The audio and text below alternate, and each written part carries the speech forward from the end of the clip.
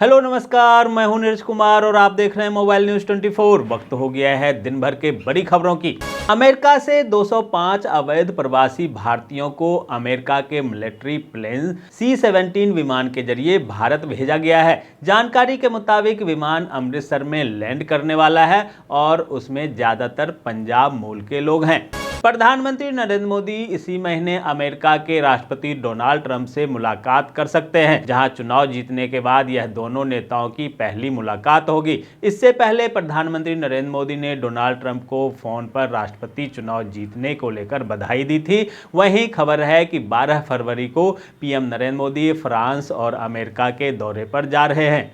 लोकसभा में नेता विपक्ष राहुल गांधी ने युवाओं के भविष्य पर विशेष ध्यान देते हुए कहा कि पहले की संप्रग सरकार और वर्तमान राजग दोनों ही सरकारें युवाओं की उम्मीदों पर खरी नहीं उतरी। उन्होंने आत्मनिर्भर भारत के निर्माण के लिए युवाओं को मोबिलिटी क्रांति में अग्रणी भूमिका निभाने का आह्वान किया। केंद्र सरकार ने पूर्व प्रधानमंत्री मनमोहन सिंह के स्मारक के निर्माण के लिए राजघाट परिसर में उनके परिवार को जमीन देने की पेशकश की है। यह भूखंड पूर्व राष्ट्रपति प्रणब मुखर्जी के स्मारक के बगल में है। साथ ही सरकार स्मारक बनाने के लिए ट्रस्ट को 25 लाख रुपए भी देगी।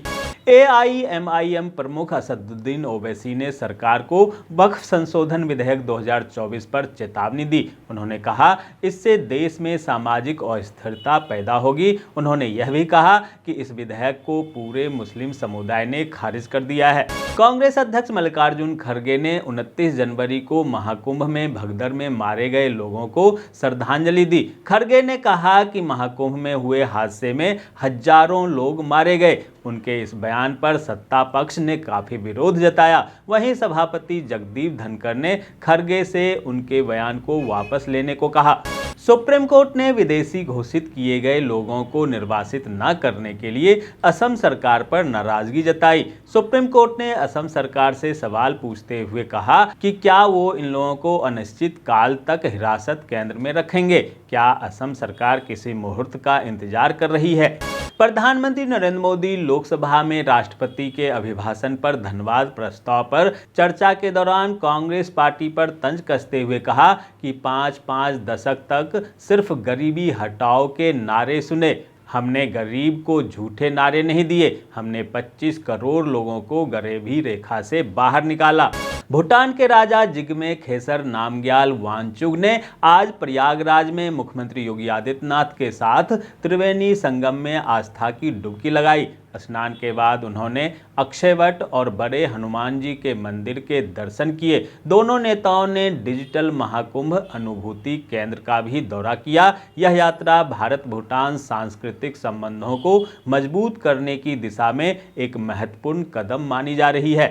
दोस्तों, आगे बढ़ने से पहले आपसे रिक्वेस्ट है कि अगर आपने अभी तक इस न्यूज़ को लाइक और कमेंट नहीं किया है तो प्लीज़ लाइक और कमेंट कर दीजिए, क्योंकि आपके लाइक और कमेंट का मैं कब से इंतजार कर रहा हूं। और जैसा कि आपको पता है कि कमेंट करने वाले लोगों के नाम हम मॉर्निंग न्यूज़ के लास्ट में बताते हैं, इसलिए न्यूज़ को लास्ट तक जरूर देखिए। सुप्रीम कोर्ट में 6 साल से लंबित 6341 कनीय अभियंताओं को आखिरकार नौकरी मिल गई है। जहां बिहार के मुख्यमंत्री नीतीश कुमार ने आज इन अभियंताओं को नियुक्ति पत्र प्रदान किए। इस नियुक्ति प्रक्रिया में कई पक्षकार शामिल थे। इनमें संविदा पर काम कर रहे कनीय अभियंता, बिहार के विभिन्न संस्थाओं से निकाले गए डिप्लोमाधारी और बिहार से बाहर के संस्थानों से निकले डिप्लोमाधारी भी शामिल थे।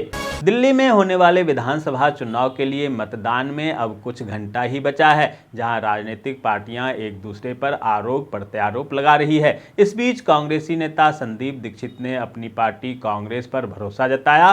कांग्रेस नेता अलका लांबा ने जीत का दावा करते हुए केजरीवाल को जेल जाने की सलाह दी। वहीं संदीप दीक्षित ने कहा, दिल्ली के लोग अभी भी उनकी मां को याद करते हैं। पंजाब में पुलिस थाना और चौकियों पर हमले का सिलसिला थम नहीं रहा है। जहां कखवजे पुलिस चौकी पर हुआ हमला इसी कड़ी का 10वां मामला है। वहीं पुलिस ने अब तक हुए 10 हमलों में से 8 को सुलझाने का दावा किया है। 2 मामले को सुलझाया जाना अभी बाकी है। इन मामलों में पुलिस 3 आरोपियों को ढेर कर चुकी है। हरियाणा में कैबिनेट की बैठक के बाद सीएम नायब सिंह सैनी ने पीएम नरेंद्र मोदी की जमकर तारीफ करते हुए उन्हें बच्चों बड़ों के सुपर हीरो स्पाइडरमैन की संज्ञा दे डाली। नायब सिंह सैनी ने कहा, आज के दौर में असल मायने में पीएम नरेंद्र मोदी ही स्पाइडरमैन हैं। जिस तरह से स्पाइडरमैन जाल बिछाता है, वैसे ही पीएम नरेंद्र मोदी ने हरियाणा और देश में विकास का जाल बिछाया है। उत्तराखंड में चल रहे 38वें नेशनल गेम में देश भर के खिलाड़ी शानदार प्रदर्शन कर रहे हैं। वहीं अब तक हुए खेलों में महाराष्ट्र 32 पदक जीतकर नंबर 1 पर है, जिसने 7 स्वर्ण, 16 रजत और 9 कांस्य पदक जीते हैं। झारखंड के दुमका वासियों के लिए बड़ी खुशखबरी है, जहां राज्य के मुख्यमंत्री हेमंत सोरेन ने कहा है कि जल्द ही दुमका से हवाई सेवा की शुरुआत हो जाएगी। उन्होंने कहा कि छोटे और बड़े शहरों को आपस में जोड़ने की मंशा राज्य और केंद्र सरकार दोनों की है। जहां जिस तरीके की आधारभूत संरचना है, उस तरीके की सुविधा उपलब्ध कराने का प्रयास सरकार कर रही है। छत्तीसगढ़ सरकार ने वरिष्ठ आईपीएस अधिकारी अरुण देव गौतम को राज्य का नया पुलिस महानिदेशक नियुक्त किया है। इस संबंध में गृह विभाग ने आधिकारिक आदेश जारी कर दिया है। वे निवर्तमान डीजीपी अशोक जुनेजा की जगह लेंगे। मध्य प्रदेश के टीकमगढ़ में 16 प्राइवेट स्कूलों की मान्यता रद्द कर दी गई है। इस लिस्ट में उमा भारती की मां का स्कूल माता बेटी बाई का नाम भी शामिल है। बता दें कि इन स्कूलों में खेल मैदान, लैब, टॉयलेट और पुस्तकालय न होने के कारण इनकी मान्यता रद्द की गई है। व्यवस्था परिवर्तन की एक और कदम उठाते हुए हिमाचल सरकार ने पंचायतों के माध्यम से होने वाले विकास कार्यों को जल्द से जल्द धरातल पर उतारने और उन्हें गति प्रदान करने के लिए एक महत्वपूर्ण फैसला लिया है, जिसके तहत अब बिना किसी ठोस वजह के पंचायतों में विकास कार्यों को लटकाने की प्रवृत्ति पर नकेल कसने के लिए राज्य सरकार ने वीडियो को निर्माण कार्य शुरू करने के लिए शक्तियां प्रदान कर दी है।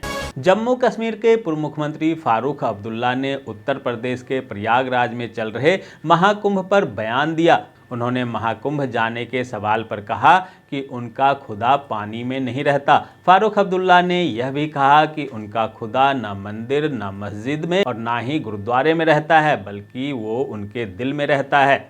संसद में आज एक बार फिर से पश्चिम बंगाल का नाम बदलने का मुद्दा उठाया गया, जहां टीएमसी ने पश्चिम बंगाल का नाम बदलकर बांग्ला करने की मांग की। टीएमसी की सांसद ने कहा कि यह नाम राज्य के इतिहास और सांस्कृतिक को प्रतिबिंबित करता है। देश के सबसे बड़े निकाय बीएमसी ने वित्त वर्ष 2025-26 के लिए आज अपना बजट पेश किया, जहां बीएमसी ने इस बार कुल 74,427.41 करोड़ रुपए का बजट पेश किया। बीएमसी का यह बजट अब तक का सबसे बड़ा बजट है। पिछले साल बीएमसी ने 65,180.79 करोड़ का बजट पेश किया था। गुजरात में भी यूसीसी जल्द लागू होगा, जहां सीएम ने किया समिति का ऐलान। सुप्रीम कोर्ट की पूर्व जज रंजना देसाई करेंगी अध्यक्षता। राजस्थान में 16 साल बाद एक बार फिर से धर्मांतरण बिल पेश किया गया है, जहां पिछली वसुंधरा राजे सरकार की 2 नाकाम कोशिश के बाद अब भजनलाल सरकार ने राजस्थान विधानसभा के बजट सत्र में पेश किया धर्मांतरण बिल। हालांकि पूरे बिल में कहीं भी लव जिहाद शब्द का जिक्र नहीं है, लेकिन एक्सपर्ट की माने तो बिल का भाव यही है। विधानसभा में पेश किए गए इस बिल में जबरन धर्मांतरण, बहला फुसलाकर, धोखे या अन्य किसी भी लालच देकर धर्म परिवर्तन करवाने वाले के खिलाफ सख्त कार्रवाई करने की प्रावधान है। सुबह खाली पेट जौ का पानी पीना काफी लाभप्रद होता है। जौ एक पौष्टिक अनाज है, जिसका इस्तेमाल प्राचीन समय से स्वास्थ्य लाभ हासिल करने के लिए किया जाता है। जौ का पानी न केवल शरीर को डिटॉक्स करता है, बल्कि कई बीमारियों से भी बचाता है। जौ का पानी वजन कंट्रोल करने के लिए एक नेचुरल उपाय है। इसमें फाइबर की मात्रा ज्यादा होती है, जो पेट को लंबे समय तक भरा हुआ महसूस कराता है। इससे अनहेल्दी स्नैक्स खाने की इच्छा कम होती है और कैलोरी इंटेक कंट्रोल में रहता है। साथ ही यह मेटाबॉलिज्म को बूस्ट करता है, जिससे वजन घटाने की प्रक्रिया तेज होती है। जौ का पानी पाचन तंत्र के लिए भी बहुत ही फायदेमंद होता है। इसमें मौजूद फाइबर कब्ज, गैस और एसिडिटी जैसी समस्या को दूर करता है। यह आंतों की सफाई करके उन्हें स्वस्थ रखता है, इसलिए जौ का सेवन स्वस्थ रहने के लिए जरूर करें। एम्स देवघर में सीनियर रेजिडेंट के 104 पदों और जूनियर रेजिडेंट के 12 पदों पर भर्ती निकाली गई है। उम्मीदवार 17 फरवरी तक आधिकारिक वेबसाइट emsdevghar.edu पर जाकर आवेदन कर सकते हैं।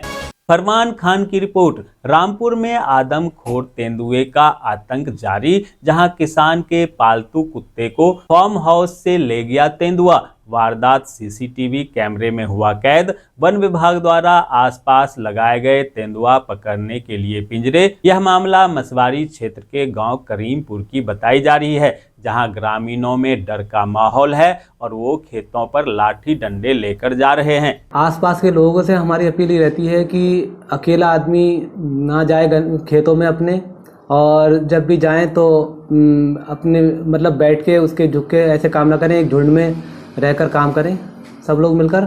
और बच्चों को तो खास तौर से एहतियात करवाएं कि बच्चे खुले में खेलने ना जाएं, और जैसे डंडा वगैरह लेके जाएं साथ में। हाँ, जब भी जाएं अपने सतर्कता से, जब भी मिले तो शोर मचा दें, दिखे तो सब लोग मिलकर शोर मचाएं, जिससे कि वो वहाँ से भागे, उन पर हमला ना करें। तेंदुआ की अगर सूचना मिले तुरंत वन विभाग को, हाँ तुरंत उनको सबको नंबर हमने अपने दे रखे हैं, हमारे स्टाफ के भी नंबर उन लोगों के पास हैं और हम लोग संपर्क में हैं उन लोगों के।